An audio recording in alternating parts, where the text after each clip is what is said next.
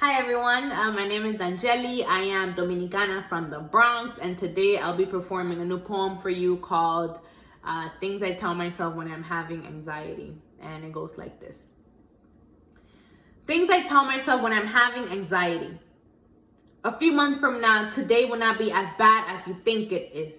The task will be finished, the deadline met, and the poem released. A few weeks from now, your mother won't be anemic, your newborn sister won't be underweight, your stepfather's hands will be sore from long days of work, and the rent will be paid, and so will yours.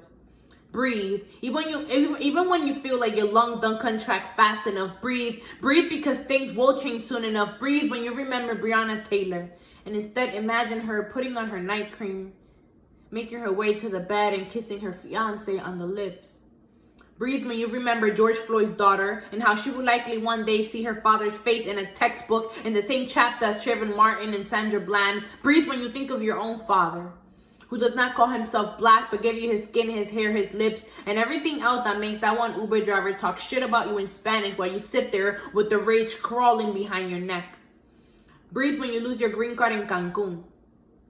And they don't let you fly back in because you're not the blue passport kind of black. You're the Caribbean kind of black. They kind of mistake for a sex worker at a 5-star hotel because how dare you, and God forbid, a woman like you find luxury and love in the same place.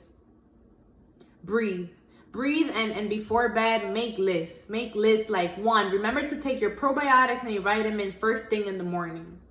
2, try to meditate at least 5 minutes before work. 3, send an email to the coworker who asked if your hair is real. 4, finish the immigration form for the client that tells you they hate morenos on the phone. 5, when the anxiety convinces you cannot possibly breathe, remember it is all in your head. 6, remember you're not close to dying, at least not yet, at least not now. And 7, tell yourself it is not your turn. But remember not to put more than 7 things on the list because you'll re-enter the black hole of anxiety and never find a way out.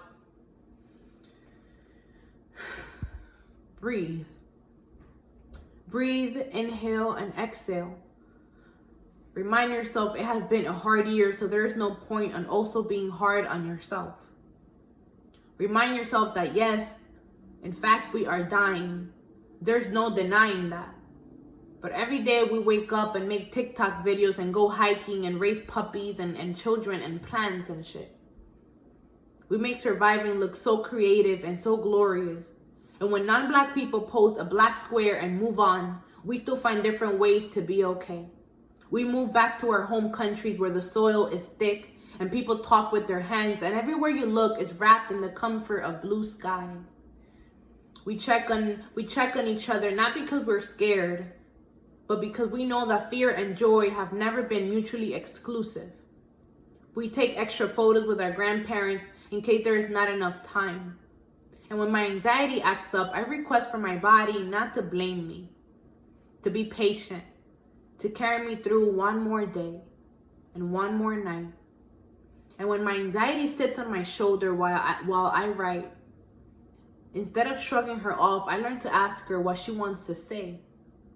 Most days she wants to be written free, to dissolve into bliss. I tell myself to go on walks.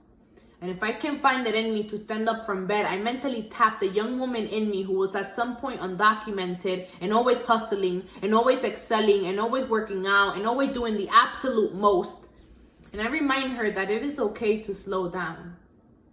That there is nothing to prove to anybody that will make them think her more human than she already is. And most days, even when I am exhausted, I only demand one thing of myself. Be soft. Be kind to yourself and others. This is the most effective way to be free. Remember? Remember?